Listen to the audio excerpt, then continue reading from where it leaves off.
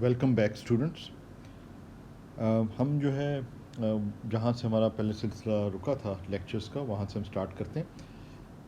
Just to remind you, हम जिस model को स्टडी कर रहे थे वो SSH मॉडल है, and it is a very important one dimensional model जहाँ पे बड़ा क्लियरली टोपोलॉजिकल फेज ट्रांजिशन को हम स्टडी कर सकते हैं। और यही हमारा एम था कि टोपोलॉजिकल फेज ट्रांजिशन को स्टडी करना। उसके लिए हमने देखा था कि इम्पॉर्टेंट चीज़ ये थी कि जो स्टेट वेक्टर्स हैं वो कैसे ब्रिलॉइन जोन में इवॉल्व करते हैं, और उसमें इम्पॉर्टेंट ये था कि जो आपका डी वेक्टर है, जिसकी टर्म्स में आप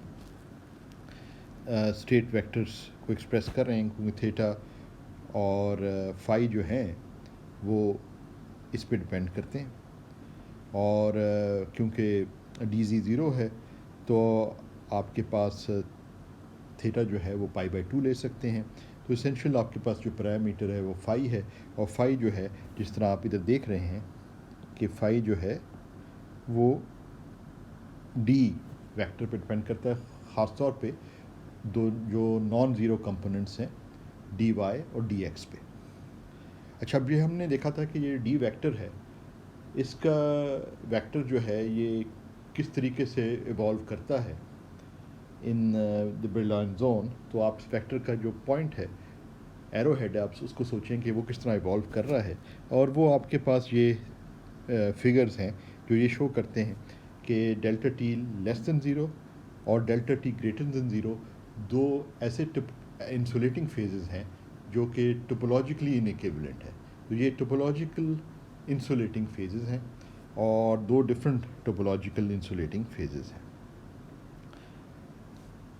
अच्छा, उसको जो है कैरेक्टराइज करने के लिए इम्पॉर्टेंट चीज़ ये थी कि हमने आइडेंटिफाई किया था कि बेरी फेज़ की मदद से हम इसको इन दोनों फेजेस को कैरेक्टराइज कर सकते हैं। Delta T greater than zero वाला केस और delta T less than zero वाले केस में जो आपके पास बेरी फेज़ है वो डिफरेंट वैल्यू लेता है, एक में ज़ीरो है, दूसरे में पाई है। उसकी बुनियाद पे हम डिस्टिंग्विश कर सकते हैं कि ये दो डिफरेंट टोपोलॉजिकल स्टेट्स हैं या फेजेस हैं। और अगर हम चाहें तो बेरी फेज को हम एक टोपोलॉजिकल इनवेरिएंट की टर्म्स में भी एक्सप्रेस कर सकते हैं, जो कि वाइंडिंग नंबर कहलाता है, और इसको हमने इस इधर जो है ये बिल्ड किया है, ये वाइंडिंग नंबर हमने इधर इंट्रोड्यूस किया है, और ये टोपोलॉजिकल इनवेरिएंट है। ये बिल्कुल उसी तरह है जैसे कि गॉस बोने थ्योरम के अंदर आपके पास टोपोलॉजिकल इनवेरिएंट था जो कि जीनस की टर्म्स में था या नंबर ऑफ़ होल्स की टर्म्स में था। तो बिल्कुल वही उस के साथ एनालॉजी है, और जिस लोकल क्वांटिटी को हम इंटीग्रेट कर रहे थे ओवर अ क्लोज सरफेस, वो इस केस वहाँ पे गाउसियन कर्वेचर था, यहाँ पे जो है ये बेरी कनेक्शन है, जो कि ये क्वांटिटी इधर नज़र आ रही है आपको। और जो आपके पास क्लोज सरफेस या क्लोज मैनीफोल्ड है वो ब्रिलॉइन जोन है, जो कि 2 डायमेंशन में जो मैनीफोल्ड बनाती है क्लोज्ड, वो टोरस है। अच्छा जी, ये भी हमने एक दफ़ा पहले इस चीज़ को हमने देखा था, मैंने फिगर्स में दिखाया था कि किस तरीके से ये जो है आप 2 डायमेंशनल ब्रिलॉइन जोन को आप ये कंसिडर कर सकते हैं कि it has the topology of a torus.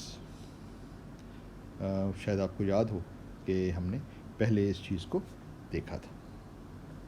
दूसरी चीज़ इम्पॉर्टेंट ये है कि हैमिल्टोनियन में आप कुछ टर्म्स ऐड करें सच दैट ये जो आपके पास कर्व्स हैं वो डिफॉर्म हो जाएं, मगर अगर वो क्रॉस नहीं करते, वो वाइंड नहीं करते around the origin which is where the monopole is, और जहाँ या डिजेनरेट पॉइंट है, तो उस वक्त तक जो है ये दो डिफरेंट टोपोलॉजिकल फेजेस आप आइडेंटिफाई कर सकते हैं। इसमें इम्पॉर्टेंट चीज़ जो है, एक बड़ी इम्पॉर्टेंट चीज़ ये थी कि हमारे पास जो ये बेसिक हैमिल्टोनियन है जो कि डी वेक्टर पर डिपेंड कर रहा है, और डी जो है वो आप एक्सप्रेस कर सकते हैं in terms of the hopping amplitudes, the wave vector, lattice spacing etcetera, वो हमने ऊपर जो है ये डिफ़ाइन किए हुए हैं यहाँ पे हमने। और जो हमारे पास पिछले डिस्कशन भी हो रही थी उसमें भी ये सवाल आया था, एक आध स्टूडेंट्स ने ये पूछा था। तो ये डीज़ जो हैं ये इन terms of all those parameters जो कि हमारे मॉडल के अंदर हैं उनकी टर्म्स में हम एक्सप्रेस कर सकते हैं, मगर इसको हम एक वेक्टर कंसिडर कर सकते हैं। जैसे component d x d y है, डी जी कंपोनेंट ज़ीरो है, जैसे 2 डायमेंशनल वेक्टर, और वो मुख्तलिफ इन क्वान्टिटीज़ से हमें इनको एक्सप्रेस किया जा सकता है। अच्छा, इसमें इंपॉर्टेंट चीज़ जो है वो ये है कि इस मॉडल के अंदर ये जो डी जी कंपोनेंट है वो जो है वो ज़ीरो है, and that plays a very crucial role. और इसमें जो टोपोलॉजिकल फेज ट्रांजिशन के हवाले से d ji is equal to zero जो है ये बड़ा ही इम्पॉर्टेंट है। और इसके क्या कॉन्सिक्वेंस हैं? सो इधर जो हम पहली चीज़ जो हम करने लगे वो ये है कि D G equal to zero plays a very important role.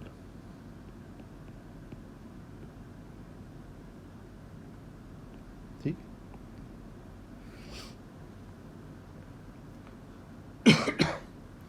इससे कॉन्सिक्वेंस क्या है? अच्छा, कॉन्सिक्वेंस ये है, what is the consequence question ये है। एक तो ये है कि टोपोलॉजिकल फेज ट्रांजिशन के हवाले से डी इक्वल टू ज़ीरो होना चाहिए, मगर इसका अंडरलाइंग मीनिंग क्या है इसको तो समझते हैं। What is the consequence?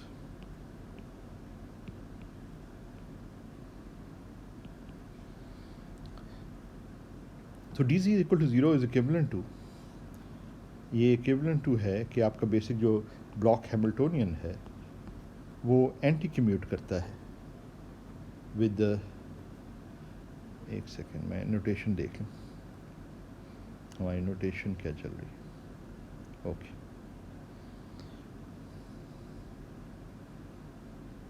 With the sigma z operator, यानी कि हम ये कह रहे हैं कि दिस इम्प्लाइज एच के sigma z plus sigma z h k equal to zero. Anti commutator, ये जो चीज़ लिखी हुई है मैंने, एंटी कम्यूटेटर। और एंटी कम्यूटेटर और कम्यूटेटर में फ़र्क है। फ़र्क क्या है? फ़र्क आपको पता ही है कि ये प्लस साइन बीच में आ रहा है।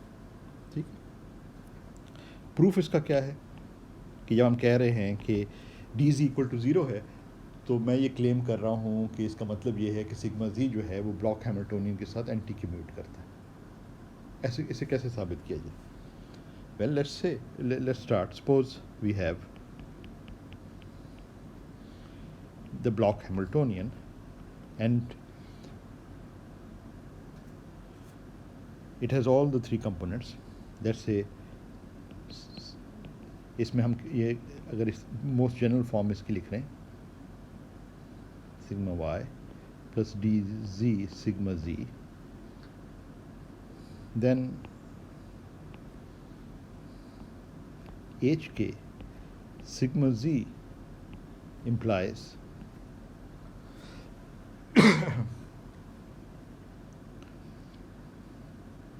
implies dx sigma x plus dy sigma y plus dz sigma z। फिर हम देखते हैं इसको, हम देख रहे हैं कि ये अगर सिग्मा z के साथ अगर इसका एंटी कम्यूटेशन लिया जाए तो उसका क्या नतीजे निकलते हैं। अब आपको पता है कि नोइंग द अलजेब्रा, रिकॉल करें कि if you know the algebra of the sigma matrices, recall sigma X sigma Y anti commutator zero है, एंड सिग्मा वाई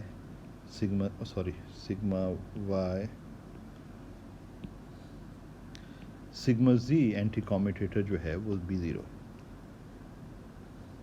और साथ साथ ऑल्सो जो सिग्मा जी का जो आपस में एंटी कम्यूटेटर है वो twice of the identity matrix 2x2 identity matrix की टर्म्स में इसको लिखा जा सकता है। ये रिलेशन जो है ये आप साबित कर सकते हैं, and as a homework you are to do this, कि ये साबित करें कि ये एंटी कॉम्यूटेशन रिलेशन इनके दरमियान ये है। एंटी कॉम्यूटेटर आप जानते हैं कि कैसे इनका लिखा जाता है।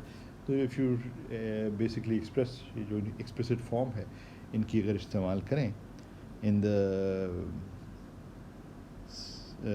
इनकी एक्सप्रेसिव फॉर्म अगर इस्तेमाल करें तो आप ये आसानी से साबित कर सकते हैं। अच्छा, ये जानते हुए हम ये चीज़ कैलकुलेट कर रहे थे कि हम एंटी कॉम्यूटेटर देख रहे थे, क्योंकि हमने ये क्लेम हम कर रहे हैं कि एंटी कॉम्यूटेटर जो है वो सिग्मा जी के साथ ब्लॉक हैमिल्टोनियन का वो ज़ीरो है अगर डी जी ज़ीरो हो।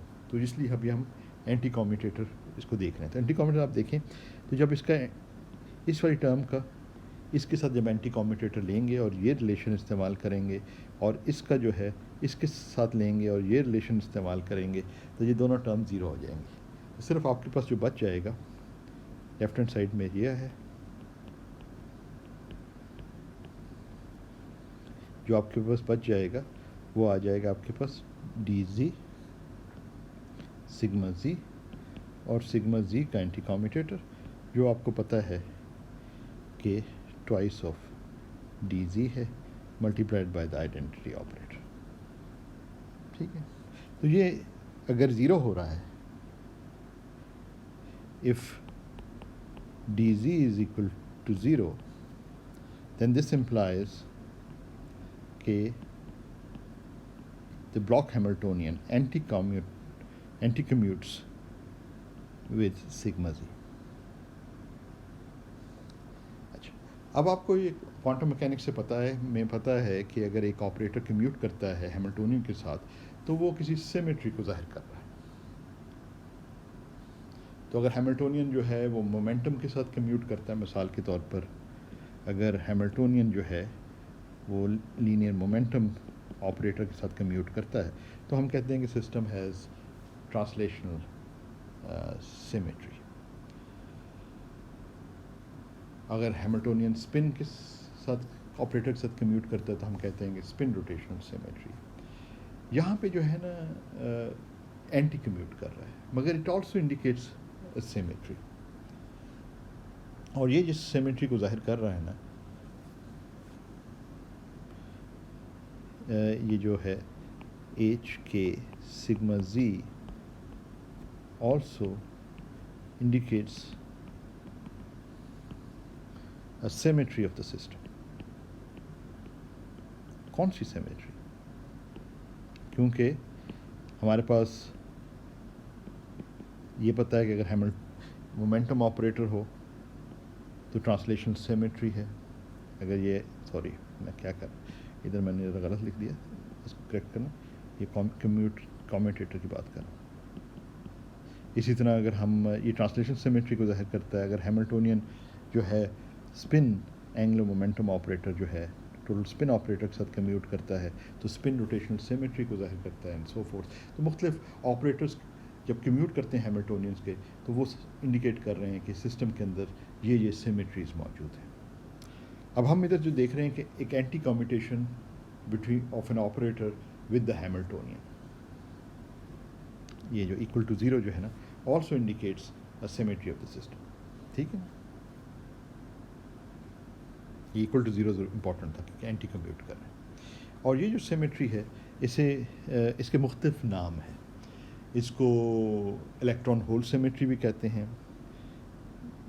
दिस सिमेट्री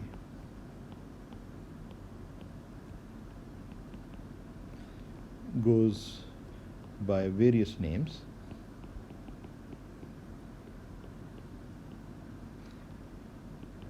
इसको कई दफ़ा इलेक्ट्रॉन होल सिमेट्री भी कहा जाता है, इसको सबलेटिस सिमेट्री भी कहा जाता है, इसको कायरल सिमेट्री भी कहा जाता है।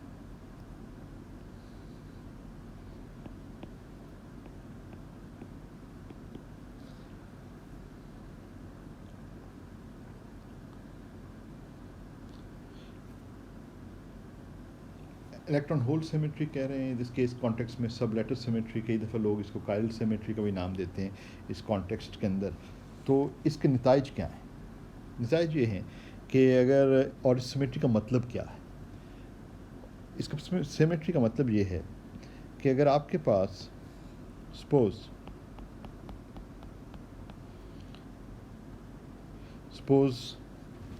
आपके पास ये स्टेट है, eigen state of the Hamiltonian है, इज एन आइगन स्टेट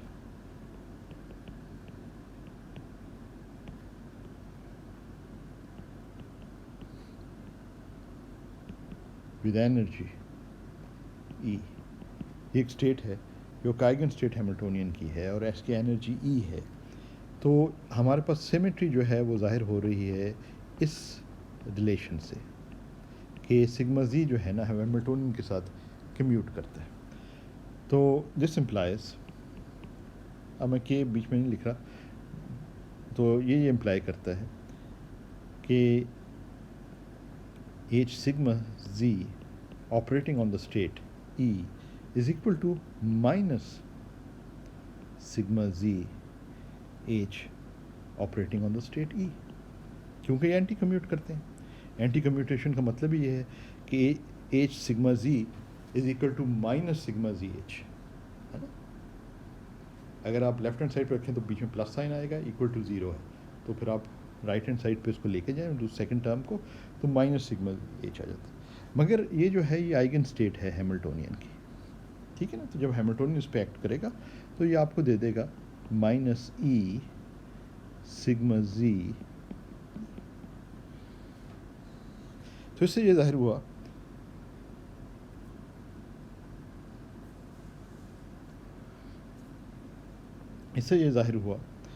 कि सिग्मा जी, इससे ये जाहिर हुआ कि if E cat vector is an eigenstate of H with energy E, then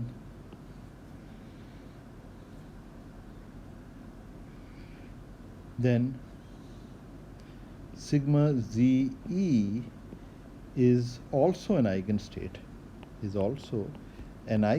of the Hamiltonian, but with energy, इसकी क्या एनर्जी होगी? but with energy minus E।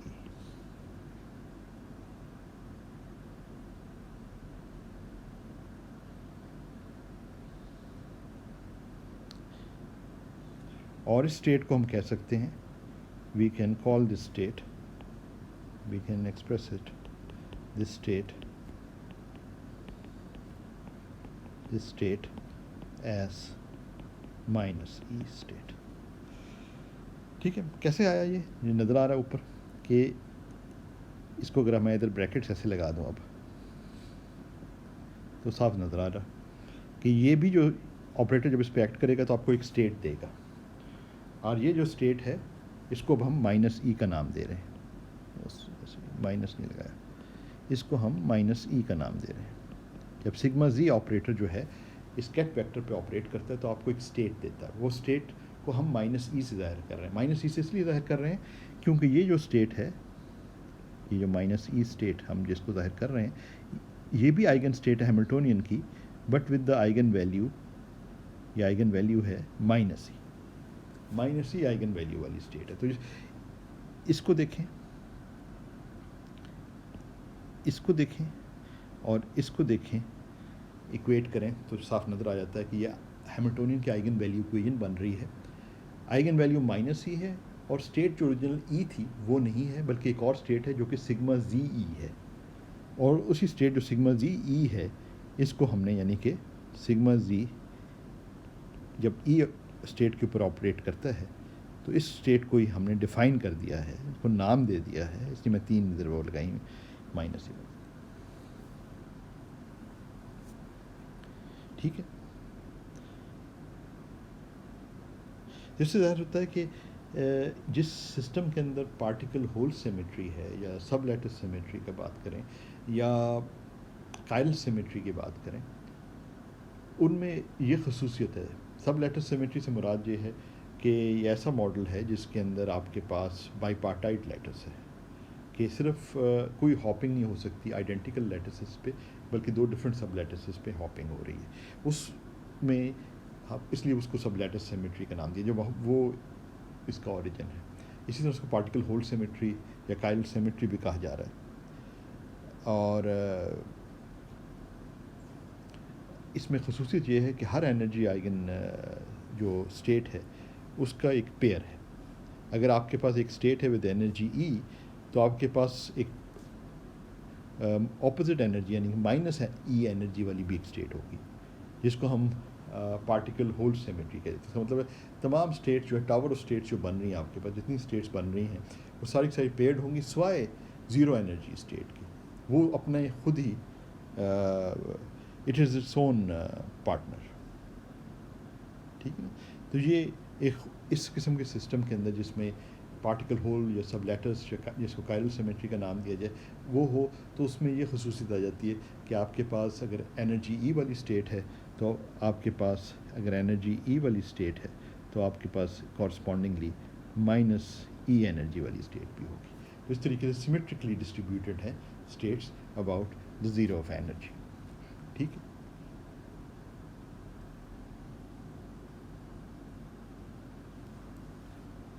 अच्छा, अब इधर क्या कॉन्सिक्वेंस है हमारे वाले मॉडल के अंदर?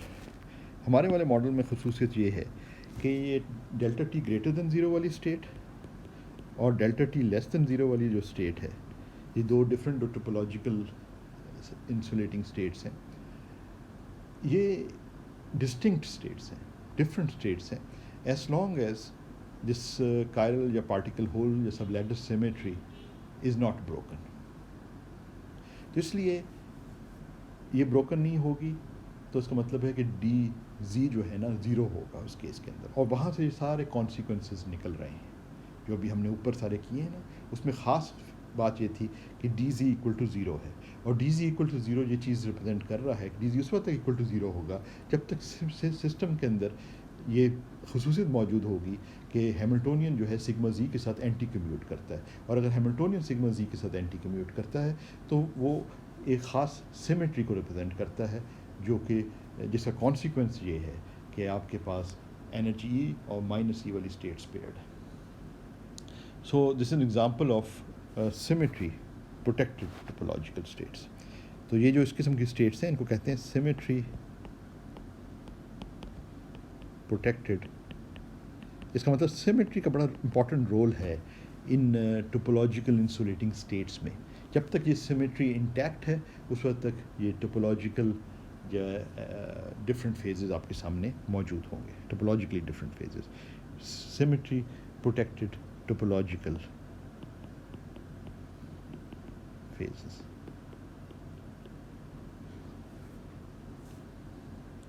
और ये हमने 1D वाला केस देखा, यही चीज़ जो है काफ़ी ज़्यादा हमें नज़र आती है 2 डायमेंशनल और 3 डायमेंशनल रियल वर्ल्ड सिस्टम्स में भी। रियल मटेरियल्स में अगर जो टोपोलॉजिकल मटेरियल्स हैं उनमें एक बहुत इंपॉर्टेंट क्लास जो है उन मटेरियल्स की है जो कि सिमेट्री प्रोटेक्टेड, जिनमें ये फीचर हो। अच्छा, अब हमारे पास एक और क्वेश्चन ये भी आ जाता है कि क्या हम किसी तरीके से delta T greater than zero और delta T less than zero वाले जो फेजेस हैं उनको कोई हम डिस्टिंग्विश कर सकते हैं? तो उसको डिस्टिंग्विश करने के लिए ज़रूरत ये है कि हम जो है delta T greater than zero और delta T less than zero के जो फेजेस हैं उनका इंटरफेस बनाएं। यानी एक तरफ जो है 1 डायमेंशन में हम कैसे कर रहे हैं, समझ लें कि एक साइड ऑफ द एक्सिस जो है, एक्स एक्सिस मिसाल के तौर पे आप ले लें, तो एक साइड ऑफ द एक्सिस जो है वो डेल्टा टी है। यानी कि अगर हम इस तरह सोचें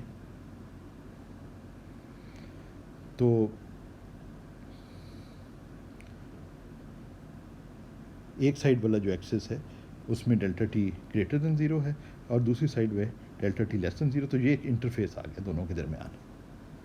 आप देखें ना, ये जो फ़र्क सिर्फ आ रहा था, जैसे आपको याद होगा कि हम ये कह रहे थे कि ये दोनों फेजेस में फ़र्क ये है कि ये आपके पास इस तरह, अगर आप देखें ये जो एटम्स थे तो ये जो है ये डायमराइज हो गए थे। ठीक है।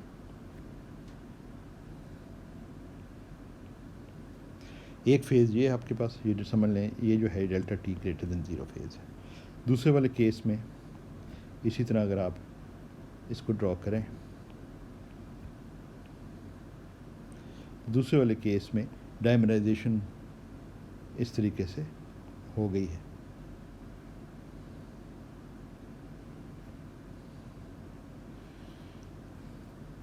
और बाकी जो हैं ये सिंगल बॉन्ड्स हैं, ये सिंगल बॉन्ड्स हैं जो खाली रह गए ना।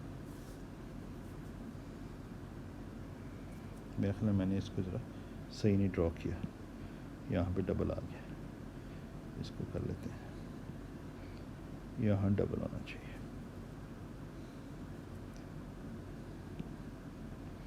तो ये आपके पास जो है यहाँ पे सिंगल बॉन्ड्स आ रहे हैं। तो आप देख रहे हैं कि जहाँ पे सिंगल बॉन्ड है वहाँ ये delta T less than zero. तो ये दो डिफरेंट फेजेस हैं। अगर आप इन्फिनिट चेन आपने ली हुई है तो फिर तो कोई फिर इनको डिफरेंट तरीके से ऑब्ज़र्व करना जो है ना, ये जो है हम फिज़िकली इनको डिस्टिंग्विश नहीं कर सकते, मगर अगर इंटरफेस आप बनाते हैं तो तब आप इसको डिस्टिंग्विश कर सकते हैं। अच्छा, इंटरफेस बनाने का मतलब ये है कि दोनों को, जिस तरह मैंने इधर बताया कि आप एक इंटरफेस क्रिएट कर रहे हैं।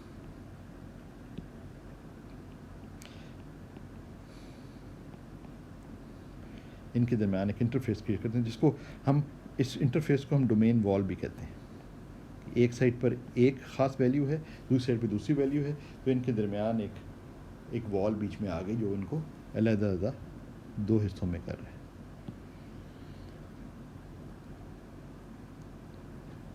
अच्छा, ये किस तरह हम देखें, लेट्स कंसिडर द केस। इसको देखने के लिए हम इस तरह ये कंसिडर करते हैं कि आप, हमारा डेल्टा टी जो है वो स्मॉल है रिलेटिव टू टी,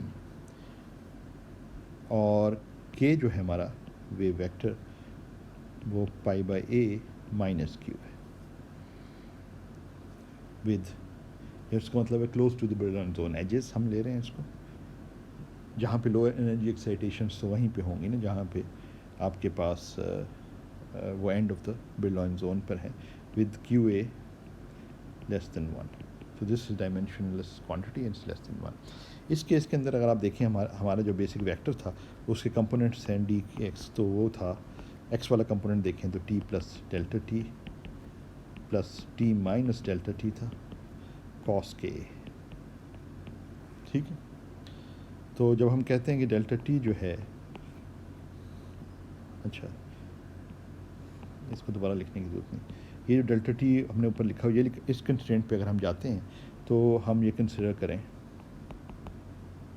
कि कॉस जो है, हमारी कॉस वाली टर्म जो है, ये वाली टर्म, ये जो कॉस वाली टर्म है, चलिए मैं इसको ब्लैक कर देता हूँ। तो कॉस जो है पाई बाय ए, के ए है ना, pi by A into A minus Q A, तो this is equal to cos pi minus Q A, ठीक।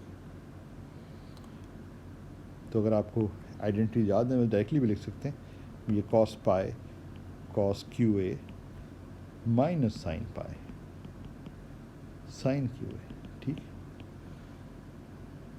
अब कॉस पाई जो है आपको पता है -1 है,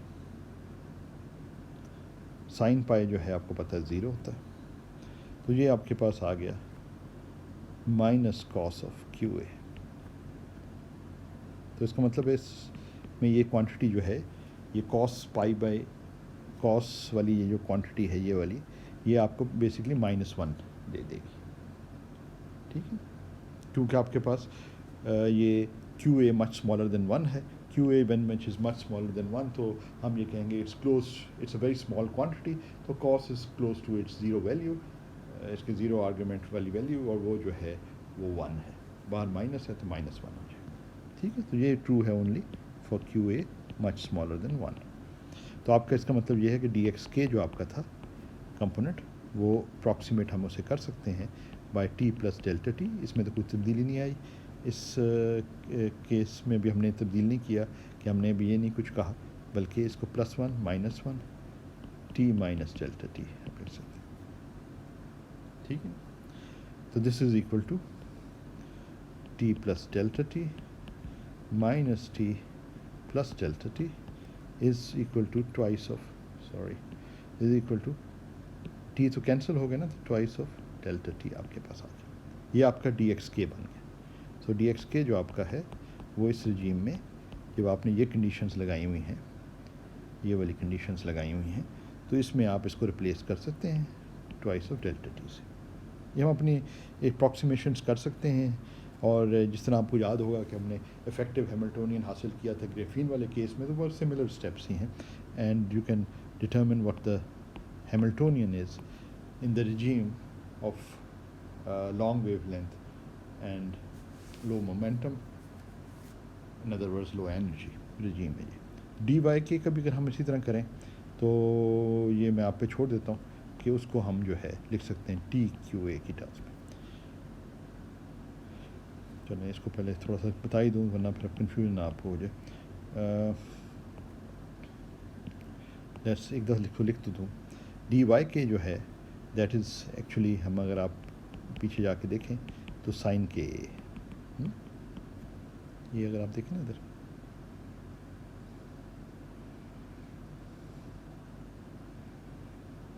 ये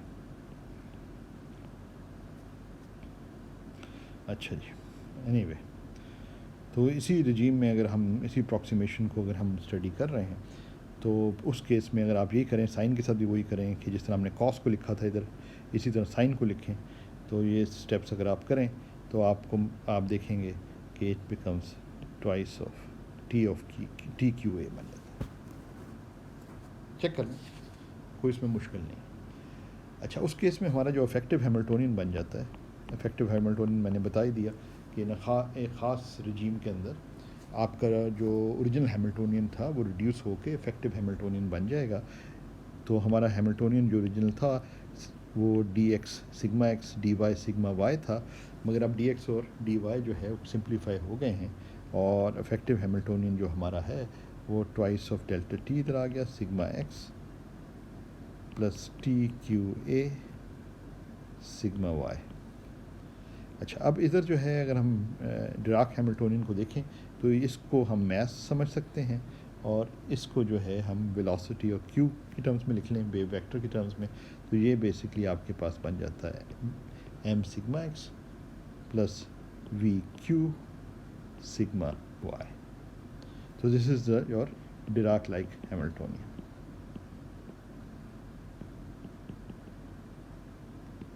Dirac like Hamiltonian. So low energy Hamiltonian जो है इफेक्टिव हैमिल्टोनियन आपके पास ये बन गया। और आइगन वैल्यूज़ इसकी ये हैं। आइगन वैल्यूज़ की अगर आप बात करें तो बड़ी सिंपल सा है, ये सारी चीज़ें हम जो हम पहले कर चुके हैं उन्हीं को नॉलेज को हम इस्तेमाल कर सकते हैं। इसको बड़ी आसानी से डायगनलाइज किया जा सकता है और एनर्जी आइगन वैल्यूज़ जो हैं आपको पॉजिटिव और नेगेटिव एनर्जी आइगन वैल्यूज़ मिलेंगी जो कि v square q square plus m square, वही मैसिव डिराक फर्मियॉन्स आपके पास आ जाएंगे। अच्छा, अब अगर हम डोमेन वॉल को कंसिडर करें, जो हम पहले अब हम कंसिडर कर रहे हैं, इस किस्म की पिक्चर है जिसमें आप समझ लें कि इस किस्म का एक साइड पर है और इस किस्म का दूसरी साइड पे आपके पास फेज़ है जिसको हम फेज़ ए और बी भी हम एक दफ़ा कह रहे थे। तो डेल्टा टी का जो चेंज है वो बेसिकली आप इस तरह इमेजिन कर सकते हैं जैसे कि मैस की तब्दीली है। मैस जो है ना इस सिस्टम के अंदर, जिसको हम एम मैस का टर्म कह रहे हैं, वो डेल्टा टी पे डिपेंड कर रहा है ना। तो delta T greater than zero और delta T less than zero का मतलब ये है कि मैस जो है वो पॉजिटिव से नेगेटिव हो रहा है। एक रीजन में पॉजिटिव है, दूसरे रीजन में नेगेटिव है, चेंज हो रहा है विद डिस्टेंस। तो अगर हम इसको इस तरह इमेजिन करें डोमेन वॉल के हवाले से, तो हम इस तरह इमेजिन कर सकते हैं कि जहाँ पे आपकी डोमेन वॉल है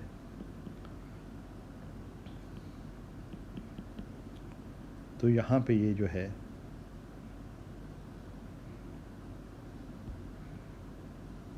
इस तरीके से चेंज हो रहा है। ये जहाँ पे आपकी डोमेन वॉल है वहाँ पे ये ज़ीरो हो रहा है और लेफ़्ट हैंड वाले रीजन के अंदर ये पॉजिटिव है और राइट हैंड वाले रीजन पे ये नेगेटिव है। और इसमें ख़ास चीज़ जो चीज़ हमारे सामने आएगी वो ये है कि एक आपके पास लोकलाइज्ड एनर्जी स्टेट होगी एट द डोमेन वॉल। ये राइज करेगी। जिस तरह एक ख़ास फीचर जैसा मैंने पहले भी एक दफ़ा जिक्र किया था कि जो टोपोलॉजिकल जो इंसुलेटिंग फेजेस हैं उनकी ख़ास जो खसूसियत है वो ये है कि उनकी बल्क रीजन जो है वो इंसुलेटिंग होता है, और जो एजेस जो बाउंड्रीज होते हैं उनमें स्टेट्स एग्जिस्ट करती हैं, स्पेशल बाउंड्री स्टेट्स होती हैं। तो ये जो बाउंड्री स्टेट हम देखने लगे हैं वो एक ज़ीरो एनर्जी स्टेट है। अच्छा, उसको देखने के लिए हम अपने इफेक्टिव हैमिल्टोनियन से स्टार्ट करते हैं। ये वाला जो हमारा इफेक्टिव हैमिल्टोनियन है, और इसमें हम मैस जो है अब क्योंकि वो पोजीशन डिपेंडेंट हो गया है, और ये सिग्मा एक्स है और minus i v sigma y, इसको हम जो है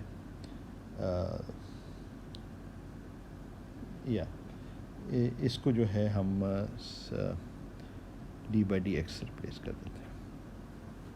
यानी जो आपका ये मोमेंटम ऑपरेटर है इसको आप जो है you replace Q by minus I D by d x, ठीक है ना। ये जो क्यू है आपका बेसिकली आपका ये डिफरेंशियल ऑपरेटर आ गया। तो अब हम ये क्लेम कर रहे हैं कि ये ज़ीरो एनर्जी सॉल्यूशन है। तो हम ये कह रहे हैं कि ज़ीरो एनर्जी सॉल्यूशन का मतलब ये है कि जो स्टेट फंक्शन है उस पर जब ये हैमिल्टोनियन ऑपरेट करेगा तो ये ज़ीरो दे देगा, जो आइगन वैल्यू है वो ज़ीरो होगी। तो इसका मतलब ये दिस इम्प्लाइज कि zero m minus v d x, इसको डी बाई डी एक्स को मैं डी एक्स लिख रहा हूँ, यानी डी बाई डी एक्स जो है ये डी एक्स से रिप्लेस करूँ ताकि बार बार वो लिखने में ज़रा आसानी हो जाएगी, और ये ज़ीरो आ जाएगा ये जब साई पे ऑपरेट करे। अब इससे साफ ज़ाहिर है कि साई जो है वो एक कॉलम वेक्टर होगा जिसके दो कंपोनेंट्स हैं, वेयर साई जो है इसको हम अप एंड डाउन कह देते हैं। अप एंड डाउन से यहाँ मुराद ए और बी आप समझ लें। अच्छा, अब हम जब इसको करते हैं तो हम इस इक्वेशन को जो अगर हम एवेल्यूट करें तो हमारे पास ये जो मैट्रिक्स इक्वेशन है जिसमें ये सब्स्टिट्यूट करके, तो this implies m minus v d x psi up is equal to zero, sorry psi down is equal to zero, क्योंकि ये वाला कंपोनेंट है ना, तो ये साई डाउन के साथ आएगा। ज़ीरो वाला जो साई आपको ज़ीरो कर देगा पहले वाले में, psi down equal to zero. This implies ये फर्स्ट ऑर्डर डिफरेंशियल इक्वेशन है जिसका सलूशन ये है a exponential 1 over v 0 to x dx prime m x prime, ठीक है ना। ये ट्रिवियल सिंपल सी फर्स्ट ऑर्डर डिफरेंशियल इक्वेशन है। एंड आपके पास जो है दूसरा कंपोनेंट जो ये मैट्रिक्स मल्टीप्लिकेशन से जो दूसरी इक्वेशन मिलेगी वो है m plus v d x psi up equal to zero, और वहाँ से आपके पास साई अप का सलूशन आ जाएगा जो कि आप जिसको नॉर्मलाइजेशन कोफिशिएंट b लगा देते हैं -1 over v 0 to x, क्योंकि x हमने लिखा हुआ तो उसको x प्राइम कर रहे हैं आप x प्राइम। अब क्योंकि since m minus infinity is greater than zero, वो तो हमने अभी देखा ही है, x minus greater than zero ये रीजन जो है, and m infinity is less than zero, तो साई अप जो है ना वो नॉर्मलाइज नहीं होगा। साई अप जो है it can not be normalized, ठीक है ना। पॉजिटिव एक्स में जो है क्योंकि ये नेगेटिव हो रहा है तो ये बाहर वाले नेगेटिव साइन के साथ ये जो है ये आपको पॉजिटिव साइन दे देगा, तो it will large x value के लिए ये जो है ये नॉर्मलाइज नहीं रहेगा, यानी कि ये डाइवर्ज कर जाएगा, it will not be convergent. तो दिस इम्प्लाइज के b has to be equal to zero, b has to be equal to zero, ये b जो है ये वाला कोफिशिएंट जो है। So the only physical state जो है नॉर्मलाइजेबल स्टेट जो है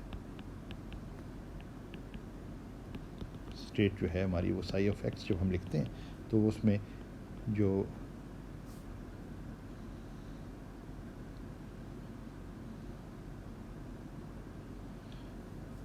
वो नॉर्मलाइजेबल स्टेट जो है वो आपके पास ये आ गई।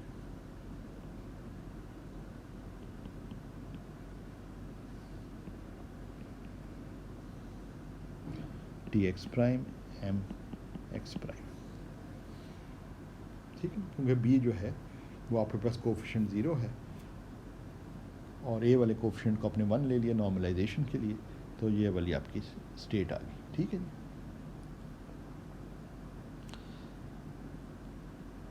तो इससे ये जाहिर होता है कि आपके पास एक single localised zero energy state है at the domain wall. This represents a single localised इसलिए कहा जा रहा है क्योंकि आप देख रहे हैं कि फॉर लार्ज एक्स वैल्यूज़ ये डिके कर जाएगी, तो it has the maximum value eight the domain wall, इसलिए इसको लोकलाइज कहा जा रहा है। ज़ीरो एनर्जी तो अभी हमने ये ज़ीरो एनर्जी जो स्टेट है वो यही डिटरमिन की है under the condition that's a zero energy state eight the domain wall.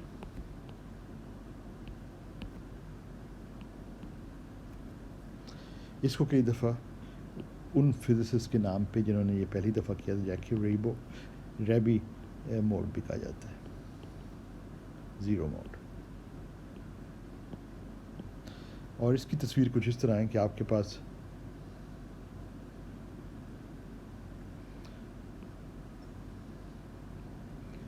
ये है x जो हमने अभी थोड़ी देर पहले दिखाया था, ये m ऑफ x है, तो ये बेसिकली यहाँ से ऐसे चेंज हो रहा है, और ये जो मोड है आपका ये लोकलाइज्ड है एट द बाउंड्री, तो ये आपका ज़ीरो मोड है। It's localised because decays as you go away from H bar का फैक्टर डाल दें तो डिके लेंथ जो है वो आप निकाल सकते हैं in terms of H bar B and M. So जब तक D ji equal to zero है तो ये आपके पास ज़ीरो मोड जो है वो एग्जिस्ट करेगा। तो कई दफ़ा ये भी कहा जाता है कि zero mode is protected by the symmetry of the system which is the particle hole symmetry, chiral या सब लेटर सिमेट्री, जो भी नाम दें, but it is protected by the symmetry. So as long as that holds कि D G is equal to zero, which is हमने देख लिया कि विच is there which represents a symmetry. So as long as that symmetry is there, the zero mode will also exist. So it is protected by. So this is a very important and useful idea, which tells us that not only is there is symmetry which protects these topological phases, but in addition to that, इनमें boundary modes भी हैं। जो इधर boundary बन रही है वो आपके डोमेन वॉल है इज़ द बाउंड्री, और वहाँ उस बाउंड्री के ऊपर आपके पास special protected symmetry protected modes हैं। तो ये हमने देखा कि ये ज़ीरो मोड आपके पास जो है सिमेट्री प्रोटेक्टेड है, और जब भी आप जो है एक फेस टोपोलॉजिकल फेस से दूसरे टोपोलॉजिकल फेस की बाउंड्री को देखते हैं तो वहाँ आपको ये इस किस्म के बाउंड्री मोड्स जो हैं या सरफेस मोड जो हैं, जिस अगर आपके पास जो है हायर डायमेंशन सिस्टम्स हैं तो उनमें आमतौर पर सरफेस उन्हें कहा जाता है, सरफेस मोड्स कहा जाता है। अगर 3 डायमेंशन सिस्टम है तो सरफेस जो होगी वो 2 डायमेंशनल होगी। तो वहाँ पे क्या है कि अगर आपके पास कोई टोपोलॉजिकल इंसुलेटर आपके पास मौजूद है तो आपने टोपोलॉजिकल इंसुलेटर वाला जो है फेज़ वो नॉन ट्रिवियल टोपोलॉजिकल फेज़ है, और वो अगर आपने रखा हुआ है और इर्द गिर्द आपके जो है वैक्यूम है या एयर समझ लें, तो वो जो है वैक्यूम स्टेट भी एक इंसुलेटिंग टोपोलॉजिकल इंसुलेटिंग स्टेट है जो कि ट्रिवियल इंसुलेटर है। तो इसका मतलब है कि जो बाउंड्री है, जो सरफेस है, उसके ऊपर आपके पास स्पेशल मोड्स होंगे और वो जो हैं they are protected by symmetry.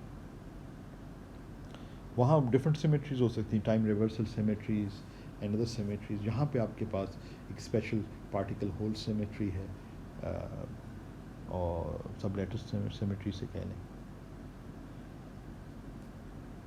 तो इसमें और बहुत सारे इंटरेस्टिंग फीचर्स हैं, मगर अभी हम अपना जो है ना इस स्टडी को यहाँ पे रोकते हैं और टोपोलॉजिकल फेजेस की स्टडी को, क्योंकि हमें एक तरह से एक आइडिया तो हो गया है कि ये टोपोलॉजिकल इंसुलेटिंग फेजेस हैं क्या, ट्रिवियल नॉन ट्रिवियल फेजेस क्या हैं और इनको डिस्टिंग्विश कैसे किया जाता है, उसमें ये बेरी फेज वगैरह कॉन्सेप्ट कितना इंपॉर्टेंट है, उनसे हम बाइंडिंग नंबर्स कंस्ट्रक्ट कर सकते हैं।